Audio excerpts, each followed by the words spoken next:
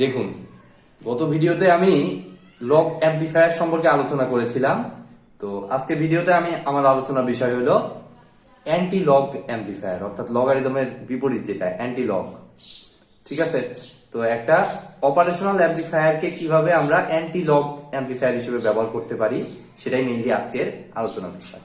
ঠিক আছে, অর্থাৎ ইনপুট একটা সিগন্যাল দেব, তার অ্যান্টি লগ ফরম্যাটে ইনপুটের অ্যান্টি লগ ফরম্যাটটা হবে আমাদের আউটপুট। তো চলুন শুরু করা যাক কিভাবে আমরা করতে পারি।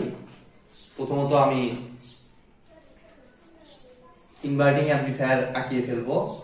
এখানে একটা ইনভার্টিং অ্যাম্পলিফায়ারের মতো একটা সার্কিট আঁকিয়ে ফেলবো, পুরো ইনভার্টিং না, প্লাস এই মাথা বের করে রাখলাম। এখন দেখুন, লগ অ্যাম্পলিফায়ারের ক্ষেত্রে এখানে দিছিলাম রেজিস্টর এবং এখানে ফরওয়ার্ডে দিছিলাম একটা ডায়োড। এখন যে কাজটা করব, এটাকে আমরা ইন্টারচেঞ্জ করে দেব। যেহেতু লগ আর অ্যান্টি লগ বিপরীত, সেই কারণে আমরা ডায়োডটাকে আমরা দিব এখানে আর রেজিস্টরটাকে আমরা দিব এখানে। তাহলে এটা অ্যান্টি লগ অ্যাম্পলিফায়ার হিসেবে কাজ করবে এবং কিভাবে কাজ করবে সেটা আমরা দেখব এই ভিডিওতেই। দেখব কিভাবে আমাদের অ্যান্টি লগ হিসেবে কাজ করবে এই সার্কিট। এটা আরেকটু ছোট করে নেই, এত বড় তার লাগবে না আমাদের ভিআই। ঠিক আছে, তাহলে একদম প্রথম থেকে আসি। প্লাসে আমাদের গ্রাউন্ডেড, তারপর 0 ভোল্টেজ, এটাও 0 ভোল্টেজ। এখান থেকে আমাদের I1 কারেন্ট আসবে, সেই I1 এদিক দিয়ে কোনো রাস্তা পাবে না, সম্পূর্ণ কারেন্ট চলে যাবে এই পাথ দিয়ে I2। ঠিক আছে, ভেরি সিম্পল। তাহলে I1 আর I2 কে আমরা কি বলতে পারি? সমান বলতে পারবো। সেই I1 এর ইকুয়েশনটাই হচ্ছে আমাদের ডায়োডের ইকুয়েশন, ডায়োড কারেন্ট। তো ডায়োড কারেন্টের ইকুয়েশনটা আগের ভিডিওতে আমরা কত পেয়েছিলাম? I1 IS into e to the power VD divided by eta VT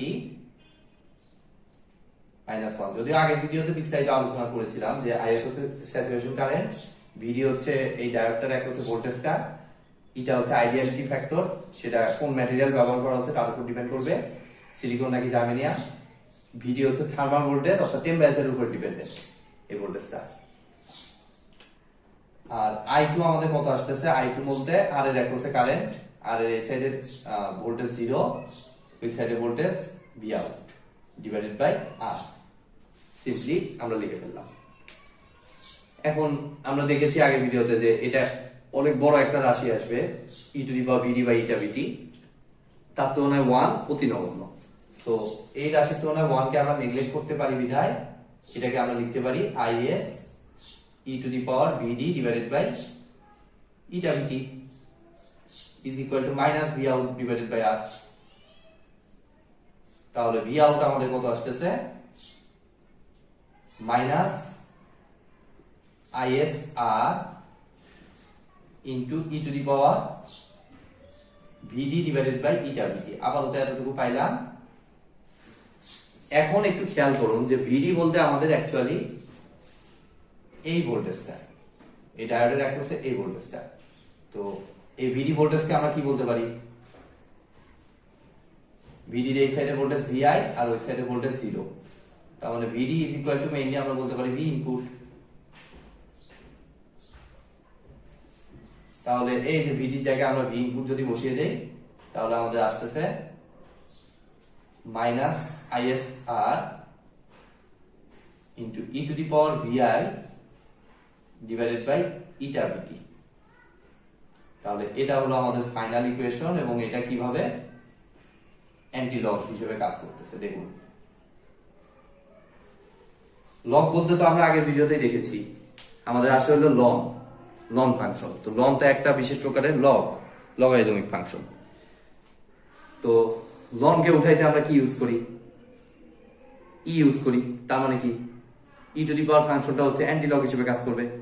এবং দেখুন V output equal to e to the power, এই যে ভি ইনপুটের e টু দি পাওয়ার করছে, দ্যাট মিন্স ভি ইনপুটকে অ্যান্টি লগ করতেছে। তার সাথে আলাদা ফ্যাক্টর আছে, এক্সট্রা ফ্যাক্টর আছে, এটা আইডিয়ালিটি ফ্যাক্টর, থার্মাল ভোল্টেজ, IS আর এগুলো ফ্যাক্টর আছে। সেগুলো এগুলোতে সার্কিটে থাকার কারণে আমাদের এই ফ্যাক্টরগুলো আসবে।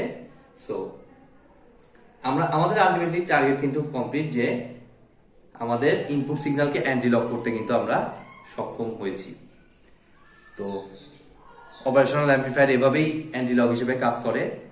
তো আপনাদের সরকারি পরীক্ষায় হয়তো গত ভিডিওতে আমি বলেছি যে সরকারি পরীক্ষায় হয়তো সরাসরি অ্যান্টিলক অ্যাম্পলিফায়ার কি, কিভাবে এই ইকুয়েশনগুলা বা এটা মুখস্থ রাখারও আপনাদের প্রয়োজন নেই, বাট এই টাইপের সার্কিট দেয়, ডায়োড দেয়, সেখানে জেটার ডায়োড দেয়, অনেক টাইপ অপারেশনাল অ্যাম্পলিফায়ারের মধ্যে মিক্স করে।